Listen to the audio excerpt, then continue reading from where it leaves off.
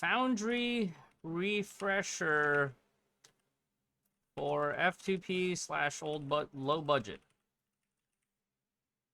Okay, for those that are watching on YouTube, don't forget to visit the Twitch stream. Streaming pretty much every day of the week, except on weekends. Maybe, except on, yeah, so Wednesdays off. Sometimes we'll stream on Wednesdays. Don't forget to like and subscribe if you're watching this on YouTube. And leave a comment down below if you find this useful.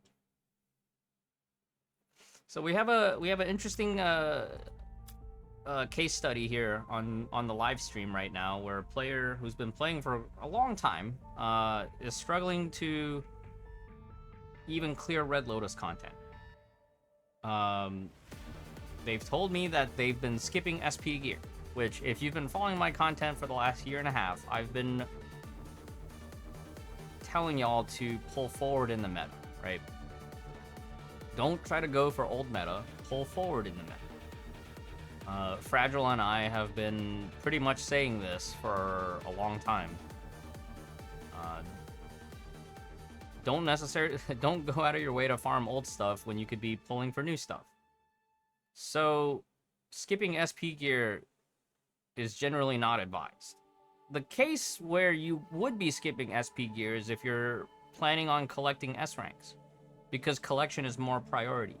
Now, if collection is your priority, we could take a look at craftable gear that you can farm on the side.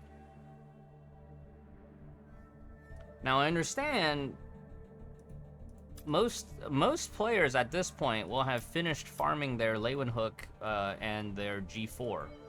If you're all caught up, you should be done with your G4 about now. Except maybe if you just didn't have a piece to start with, you might be working on your last piece. But for most players, like your G4 fire should be about done. Most veteran players, most established accounts. If you're on a new account, you're probably still grinding. That's understandable.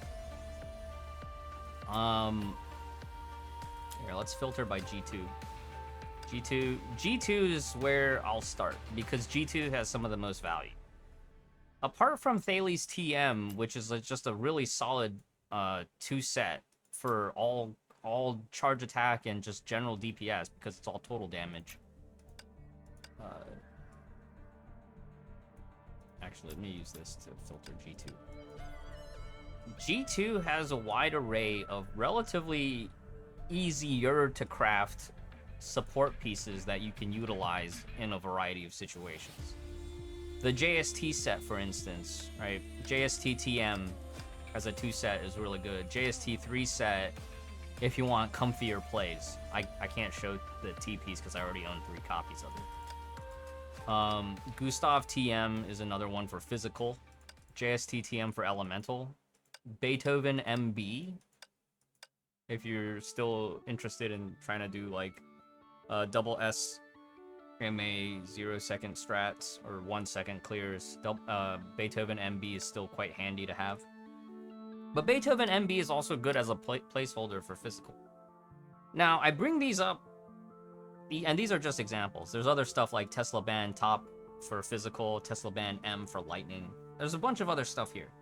But I bring this up as an example of stuff that you can farm in between new G4 releases to, if you aren't a veteran account.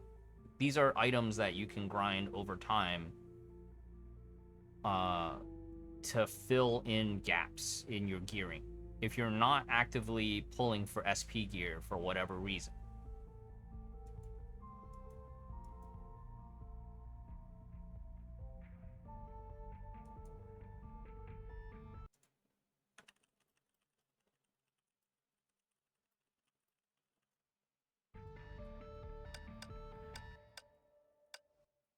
Caravaggio TM is actually a decent placeholder. You could actually do any Caravaggio 2-piece. You could run like Candy Gluttony Top with Caravaggio MB on Hersher of Truth, because Project Bunny is permanently on field, so you can constantly cycle through the natural state.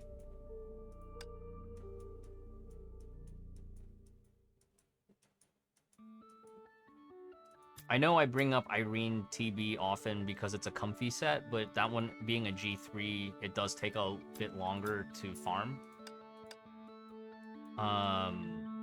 Avogadro being craftable now is really good if you're interested in like 0-second or 1-second kills on double S fights for Memorial Arena. So this is really good for starting SP on those short fights. G3 farmable stuff gives a lot of players a lot of options for placeholder DPS gear. So, you know, if you pulled Dreamweaver, and Dreamweaver surprisingly is one of the more recent S ranks that actually scale well with older placeholder gear. All you really need is her weapon. But you could do like Dante TM Elysia B on Dreamweaver, and that's like you're good to go. But in terms of support gear, where, you know, the multipliers make a big difference in the end game. You know, Shuijing, even having like Shuijing TB as a 2-set, or, you know, having Margrave TB as a 2-set, Irene TB as a 2-set. These are options that exist. Now, would I recommend the farming for the G3s? Only when you really are desperate and you have nothing else to farm for. That would probably be the only use case for the G3s. Or if you're, you know, for the DPS sets, if you're prepping for like a G4 transmutation. But you know, if you're on a new account, you're on a progression account, I would probably lean more towards like doing G2 support stuff.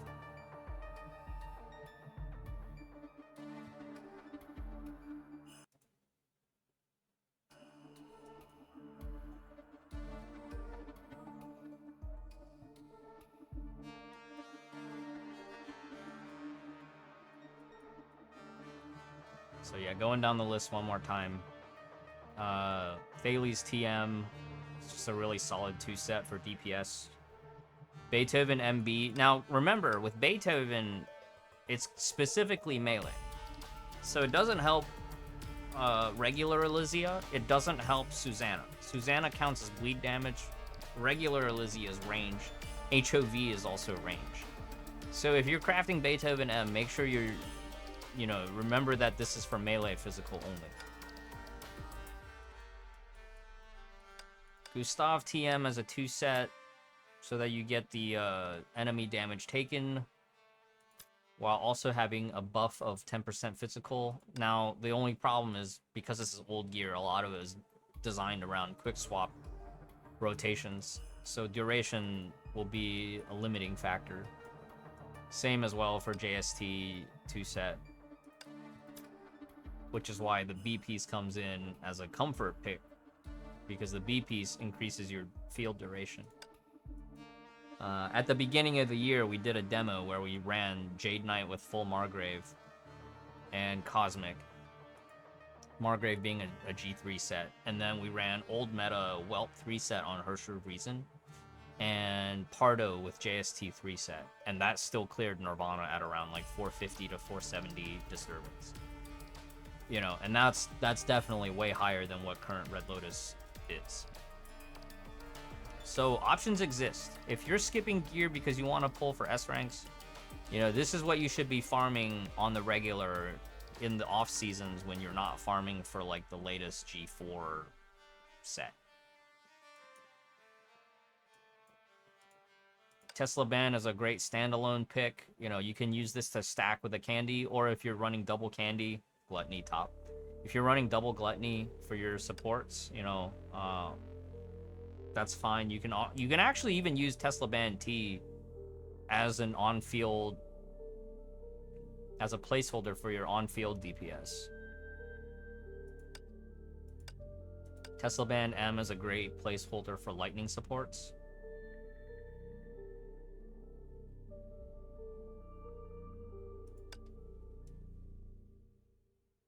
Back then, so Affry says, back then I kind of get it for Stig elemental support, but know nothing about physical support. Okay, yeah, so building gear for physical supports, we can even go into basic Stigmata, because there's a couple from basic Stigmata. I always like to go back to good old OG or B. Should be somewhere down here. OG or B is F2P. This one goes up to 5% physical damage. And you can just use this on the stack, right? You could use this you should have your 3 gluttonies. Teresa the reset is a classic, right? For when you're starting out.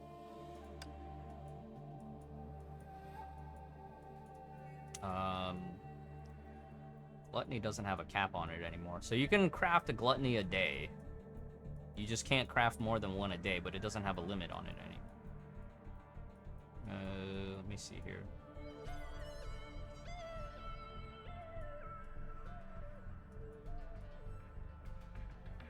Gluttony. So, Affry, you have at least 2 of these, right? That's fine as a placeholder.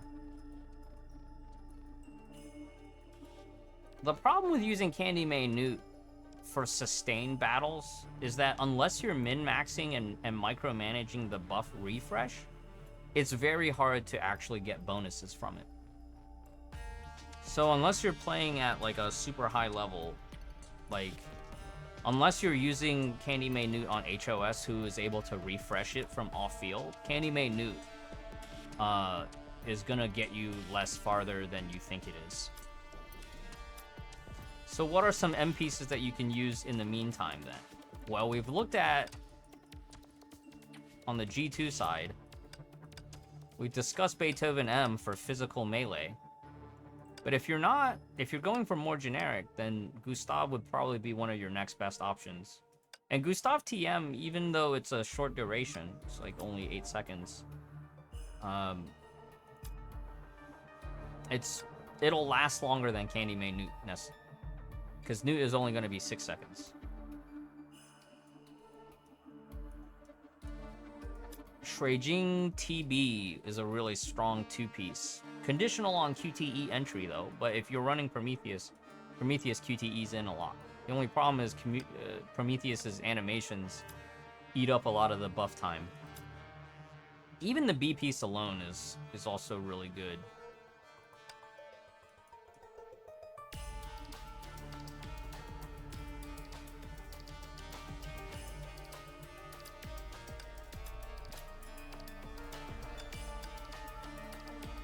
You can see here, Shuijing T. Shuijing T just also has like a permanent flat buff for the team, which is really nice.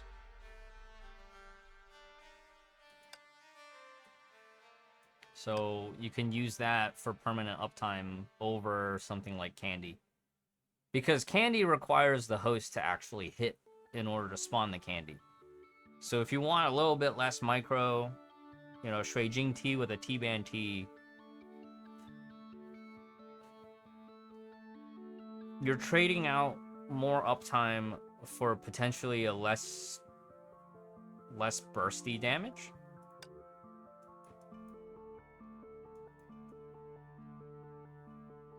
But yeah, options exist. Options exist. You don't have to struggle. Options exist. Oops. Now, the follow-up to this is, Fenrisk. It takes me so long. What are ways that I can speed up my farming? Well, if you're free to play, low budget, and you have more time than money, how can we spend the time that we allocate every day to this game to maximize our ether fuel income? Well, if you're 70 and above, tactical training will probably get you more ether fuel than doing your divine key raid. The caveat to this is that it slows you down, right? It slows you down on developing your divine key for your dorm buffs and your permanent buffs. So one way to get around this is you use your time structures to reset the divine key after you open tactical training. That's if you want to try to farm both at the same time. You could alternate weeks, do 1 week of tactical training and then 1 week of divine key raid, or you could just say, I'm just not going to worry about divine key raid until later.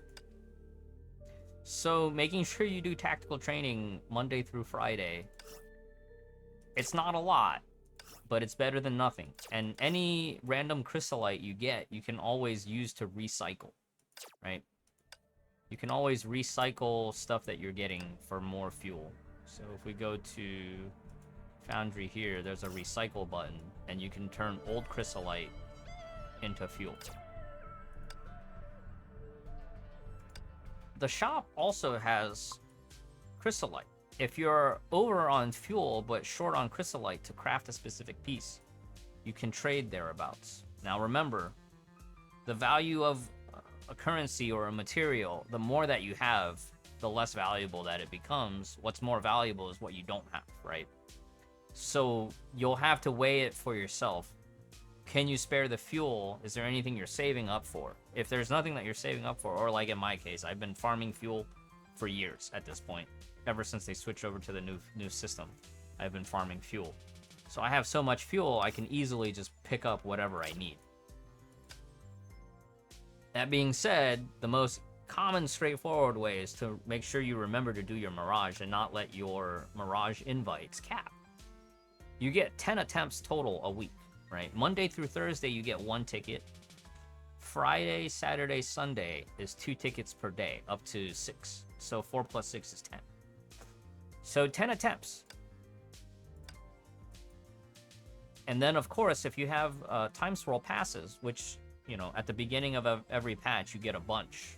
You get one, get one. For 1 asteroid on Mondays, you get 90.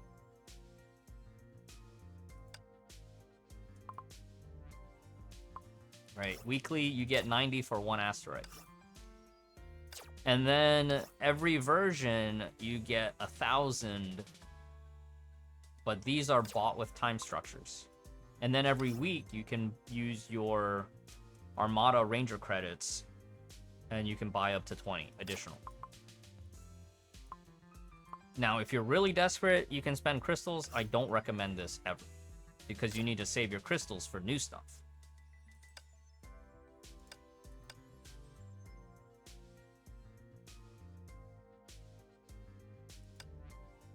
Now, traditionally, floor 5 is the most ether fuel efficient, because you get both G2 and G3 that you can recycle for more fuel. Now, this is especially so if you're not using your Time Swirl Passes. Now, if you are using your Time Swirl Passes, just farm the floor that you need the map for. Like, if you're just trying to spam G2 stuff, and you're using Time Swirl Passes, go to floor 4 and just get the stuff that you're looking for. That's my advice for Foundry. Basically, focus on filling in the gaps between Foundry releases. And of course, like, take breaks. If you feel like this is too much of a chore and it's too grindy and you don't want to do it, you don't have to. But if you have a goal in mind, then, you know, how badly do you want to reach that goal? Let that be the driving factor. If Red Lotus has been out of reach for you and you've been skipping gear pulls on SP gear for the last 1.5 years, then, you know, maybe it makes sense to spend some time in the Foundry and craft some placeholder gear that you can use to get you through that next hurdle.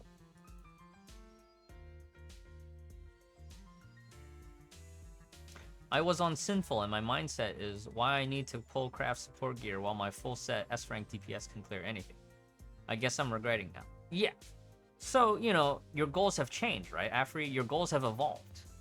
Previously, your goal was, I'm comfortable where I'm at. So your pulling strategy was based around that. And it's good that you were able to at least get full set DPS. But here's the state of Honkai and the direction of power creep is that main DPSs last shorter time in the meta than support gear.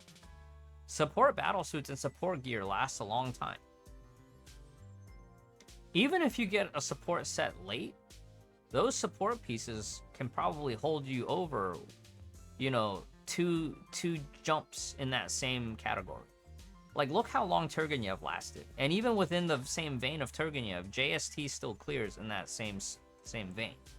You know, Margrave you can still utilize in place of whatever the new elemental supports are to at least clear Red Lotus. So, you know, I complain about the crafting requirements, but there's a reason that they put certain gears in G3. It's because they were really good at the time of their release. Shuijing, even though this is a 2001 set, no, this is a 2020 set. What am I talking about? This is a 2020 set. It still provides a lot of value. Yeah, axe attacks, that's a good point too. You can also request Chrysolite from your Armada. Or, as I like to do, request time structures, because time structures have a shorter cooldown. So you request time structures, and you use the time structures to buy more Time Swirl Passes.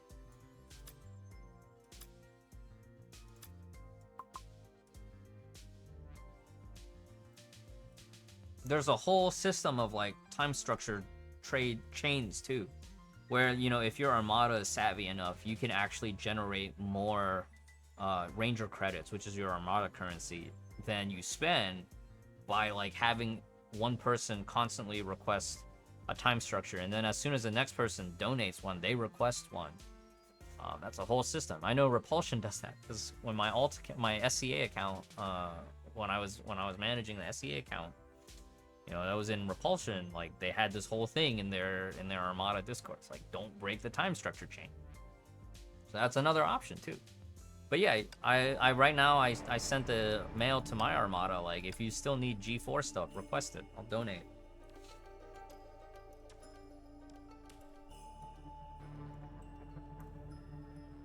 So yeah, from here on out though, like if you haven't been pulling on SP gear, I highly recommend that, you know, if you're F2P, if you're low budget, pull on SP gear. Especially if it's for a support SP character. Now, for characters like Susanna, who's a DPS SP character, her gear is really cracked because it was really good for both support and DPS. Her set was one of the few historically where, like, it's so good on release, meta players were pulling for 2 sets.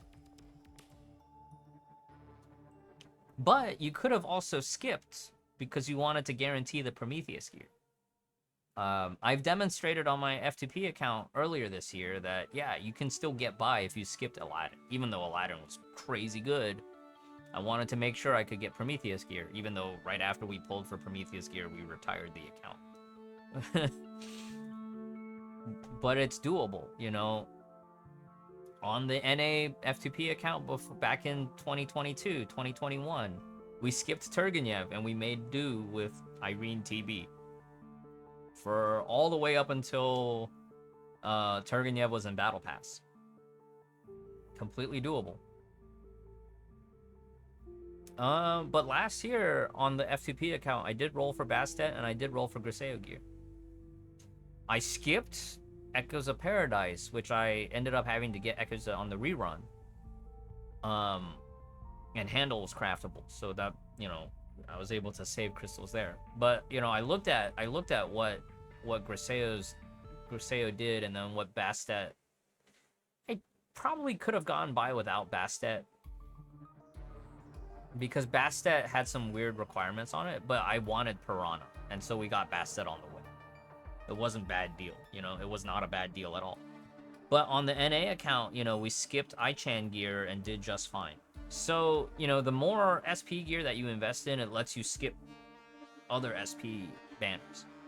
Now, if you're more competitive minded, you would probably want to not skip SP gear, because it's 120 pull hard pity, but the gear just generally scales really well, right? It lasts a long time. Even Griseo gear right now, like if you had full set Griseo, you could probably still use full set Griseo over Prometheus if you didn't have Prometheus gear. But even Prometheus has alternative gear if you really need her functionality, which is the Gather, the Shield Break, and the SP farm. Prometheus is just a really good unit, you know?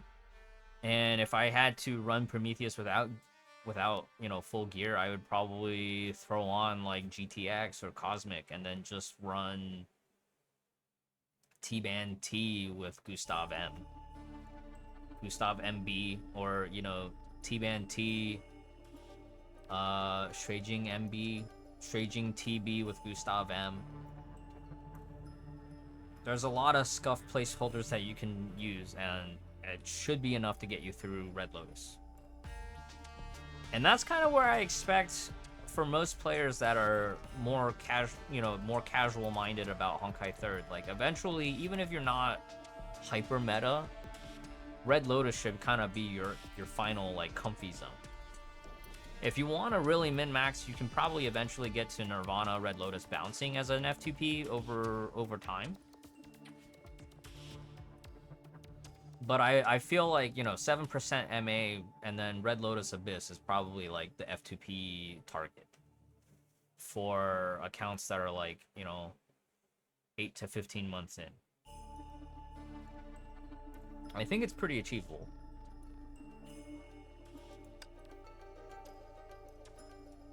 But that being said, don't stress so much about old meta stuff. Just pull forward in the meta. Because what eventually happens is as your account infrastructure stabilizes, like Dorm and Divine Key and stuff, as you're pulling forward in the meta, the current meta gets power crept, and then we enter into a new meta of the game. You'll have all the current stuff because you're pulling forward.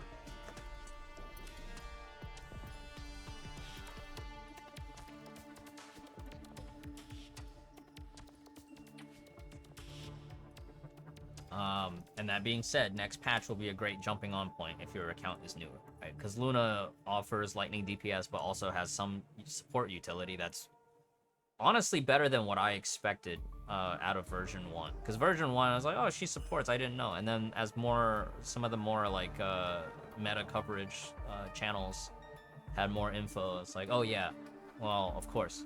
So, if you started in this year and you didn't get Herrscher of Rebirth, maybe you're missing some stuff for Eden, Luna will be a great jumping on point for Lightning teams. I think for old players who do have HOS and have Rebirth, and even if you don't have Rebirth, I think for HOS havers, getting the Brick and Pericles Stigmata is worthwhile. Because it is, again, a 120 pull SP style band. Is it SP gear per se? No, not really. But it's just good value. Now, if for whatever reason you're skipping 7.0, chances are 7.1 will either be an SP battlesuit or another like A rank battlesuit. I don't think they'll release another A rank again. Because the last A rank was what, Raven back in 5.2. A rank is kind of dead. Would be nice though. If they release just like a filler character that can actually just be like general support for new players. But yeah, 7.1 might be an SP battlesuit, and now you have this decision to make where are you going to pull for the SP gear or are you going to save for 7.2 and 7.3? I'm expecting 7.3 is going to be when we find out if it's going to be S rank Fuhua. Generally, if I were F2P planning, I would probably skip the 7.1 or the end of the year SP gear.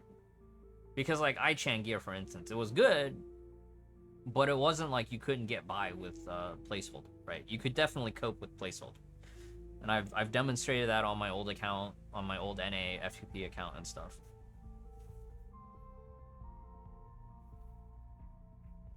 You can guess what the 7.1 battlesuit is, sort of.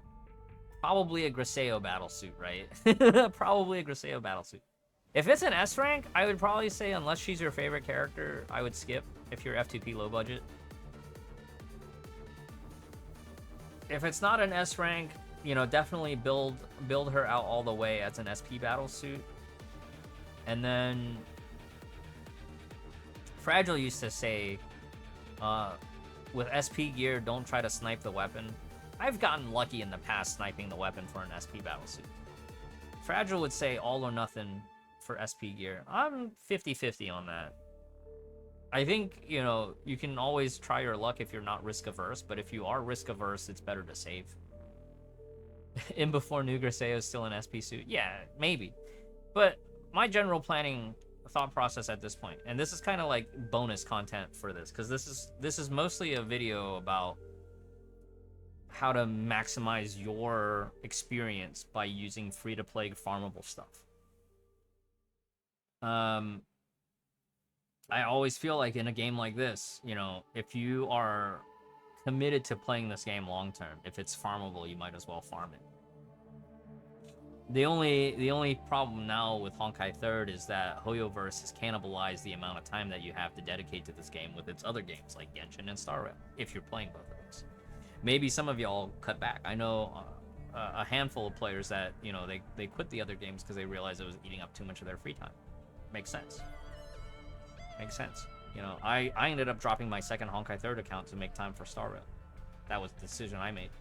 But if you are if you are committed to Honkai 3rd long term, you know, and you're not trying to spend too much money but still see how far you can go as free to play or low spender, make use of the Foundry. You know, you can farm old stuff that you don't have to spend crystals for. Stuff that was really good once upon a time, but it's still good on a new account.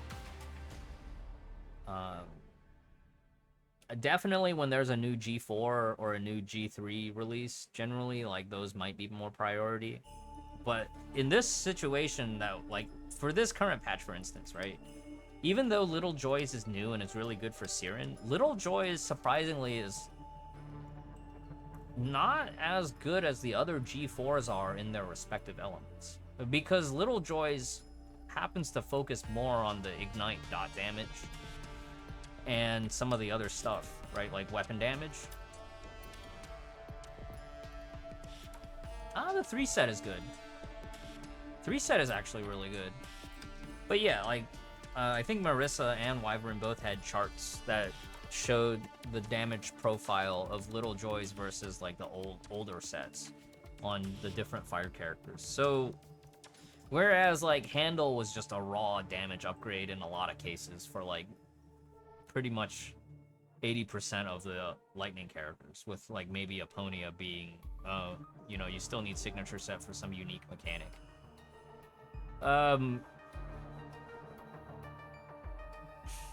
Yeah, they've added a lot of sets to Foundry.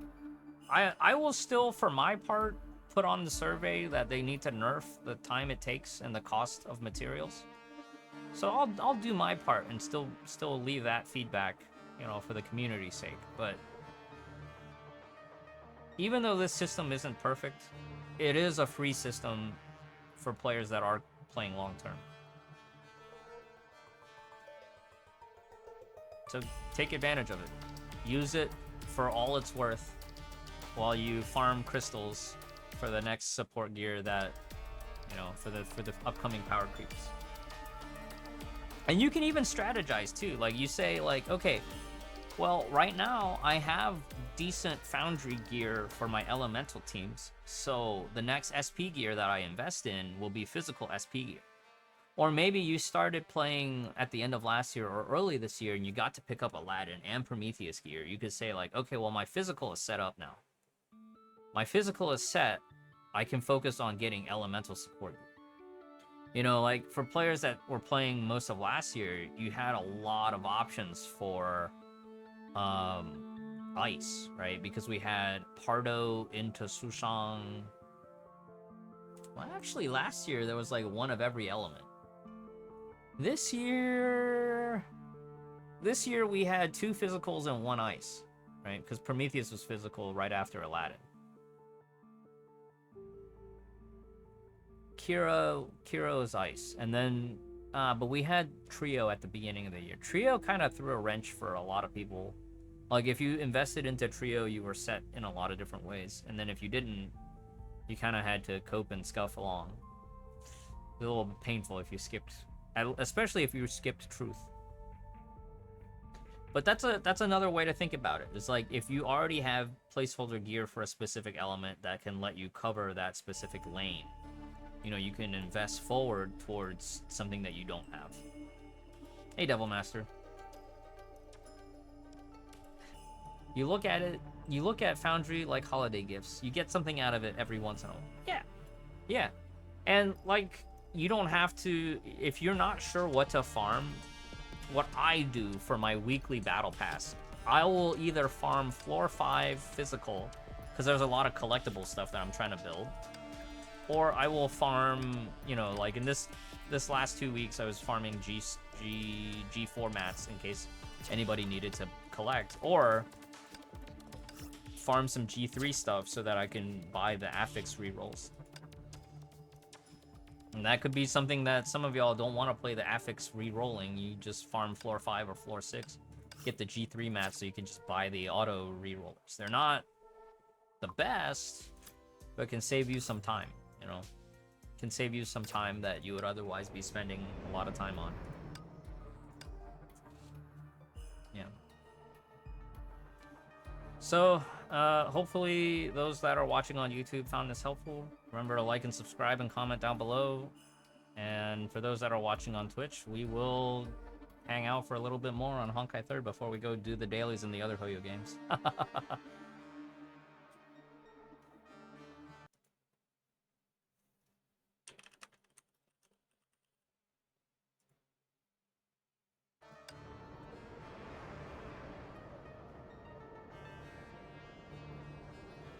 So, Affry, now that you've graduated from Sinful to Agony 3, maybe now you change your pulling strategy. Hopefully, all the crystals that you saved from not pulling on SP gear helped you get more S ranks at full gear. But out of the S ranks at full gear that you had since you've been pulling this, you know, what's the current state? How many of those full gear S ranks are you still using? Bonus addendum.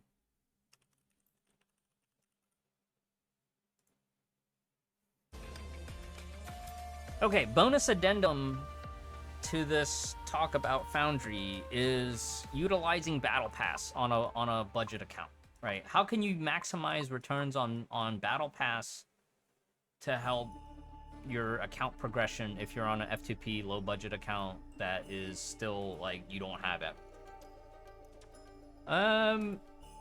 Generally, your priority on Battle Pass on a 4-patch cycle, so like, you know, you can see here 6.6 to 6.9.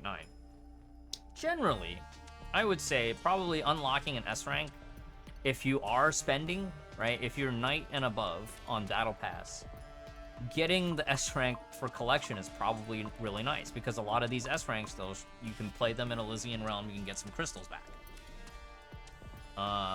Or they fill a niche that you might be lacking in for an elemental team. Like Flame Scion is just really good for fire, for Sci-Fire. Mobius is really comfy for a lot of different strategies, even though the S ranks are older at this point. So that's my personal opinion, is like if you are Knight and above, chances are you're probably going to try to get the S rank first, and then you're going to try to get whatever missing gear for that S rank. Now, that aside, if you're strictly F2P or you're low budget but you already have these characters and you're not planning on going for rank ups,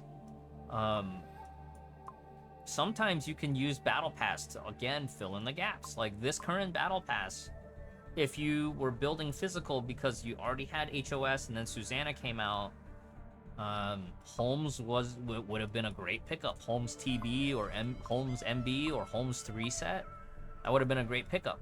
Now, traditionally, what I would advise is, like, you know, maybe use Battle Pass to fill in the missing gear piece for that S rank that you have, like, you know, 3 out of 4. You have the weapon, or you're just missing the weapon, or, like, you're just missing one piece for the 3 set. That's a great option for Battle Pass, like, filling out the missing piece. When you run into situations where you have gear that exists in Foundry but is also on Battle Pass, the thought process for me goes like this. Well, is it a priority set like Dickens? No. Then I would not spend Crystallum on it, because there's probably something more valuable than Dickens, right? Dickens is a set that is like, it's okay if you get it as an off rate on a new account because you can use it as a placeholder for like physical DPS. Or in the case of the M piece, I think M piece was total damage, right? No, it's physical damage. B piece is total damage. So funny enough, B piece you can use universally on elemental characters as well. And it restores SP. So like on an early game account, having Dickens B is surprisingly not bad, but I would not recommend you spend crystals, Crystallum, or Foundry for this. This is just like you get this from an off rate because you were pulling on some SP set that for whatever reason this existed in the pool as an off rate. You could make use of it. Do I recommend that you go out of your way to get it using any resource? No. But that's beside the point. The point here is, you know, you gotta look at, is this used for transmutation? No. Leyland Hook is used for transmutation. So on a progression account, going for Leyland Hook pieces because you're gonna use it to speed up your farming for G4, it might make sense. You know, if Turgenev ever gets a rerun in Battle Pass before it goes to Foundry, picking up 2 Turgenev pieces, like Turgenev top and bottom, that would make sense. If Irene ever comes back on Battle Pass, would I recommend it? Probably not. Because Irene was always in this weird spot where, like, even though it's a G3, it performs only marginally better than G2 stuff. It was always like a comfort pick because, again, low multiplier but long duration versus like a JST. Even a 3-set JST will provide slightly higher multipliers. So JST would be your higher multiplier short duration. And this is where we get into the nuance of, like, even within less sweaty players, do you prefer that high risk, high reward, or do you want just comfort, like permanent uptime buffs? And then lastly, you know, prioritizing weapons, because some battle suits just have completely different playstyles with and without their signature weapons. As a general thing, I would advise most cases weapon over stigmata, because weapons nowadays are... It's in a weird spot whether or not they're harder to come by. I mean, we've seen Basilisk and Key of Radiance come up multiple times in off-rates, so, like, chances are some of y'all have gotten unlucky pulling for other battlesuits gear and you've ended up with off-rates. But yeah, Leyland Hook from the current Battle Pass would just be an example of something that you can use Crystallum for to speed up your farming. Would I recommend it? Not as a blanket recommendation. You would have to look at it case by case, right? Some players have purchased 1 or 2 Leyland Hook pieces to speed up their farming because they didn't need anything else. They either weren't going to benefit from the rank ups, or they already had the S ranks and they were comfortable with where their S ranks were. Do I feel like Holmes is necessarily a good pickup at this point? Well, probably not. Probably not. Definitely earlier in the year. Like maybe 6.6, 6.7, getting Holmes TB was good. If you skipped Susanna gear, I probably wouldn't pick up Holmes, and I would just figure out alternative gear to play that team.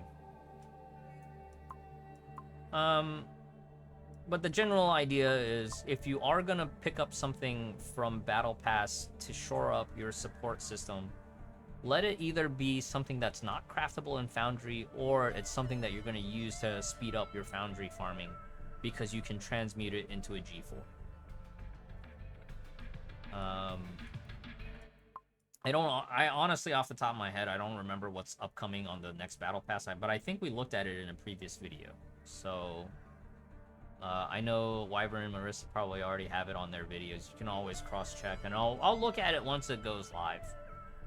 I think I spent Crystallum to get Himiko B. That's okay. Himiko B is the most important piece of the set. Hopefully, if you spent Crystallum to get Himiko B, you already had the other pieces, right? Hopefully. Anyways, that's the postscript on this video. And again, this is kind of a blanket overview, but just a general thought process. If you're absolutely not sure what to spend the Crystallum on, Taurus is always a safe pick, but in my case, I'll probably get the remaining rank up stamps for future. I'm probably not going to get Mobius to SS1, and I'm probably not going to get Flame Scion to SS1 anytime soon, but at least by getting these, I'll be ready, you know? I'll be ready.